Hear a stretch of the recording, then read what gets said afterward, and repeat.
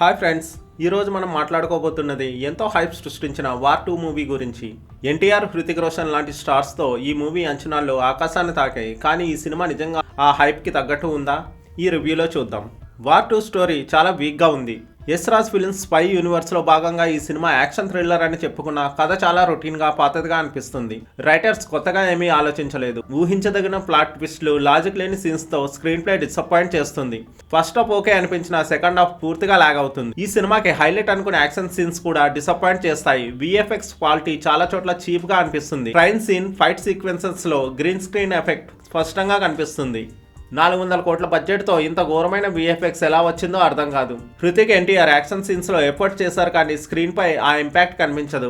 ఎన్టీఆర్ ఫ్యాన్స్కు ఈ సినిమా ఒక డిసప్పాయింట్మెంట్. ఆయన పాత్రలో డెప్త్ లేదు, స్క్రీన్ టైం కూడా చాలా తక్కువ. హృతిక్ రోషన్ తన స్టైల్తో ఆకట్టుకునే ప్రయత్నం చేశాడు కానీ స్క్రిప్ట్ బలహీనంగా ఉండటం వల్ల ఆయన పర్ఫార్మెన్స్ కూడా ఫ్లాట్గా అనిపిస్తుంది. కియారా అద్వానీ పాత్ర అసలు గుర్తుండదు, జస్ట్ గ్లామర్ షోకి మాత్రమే. సినిమాటోగ్రఫీ, ఎడిటింగ్ చాలా సాధారణంగా ఉన్నాయి.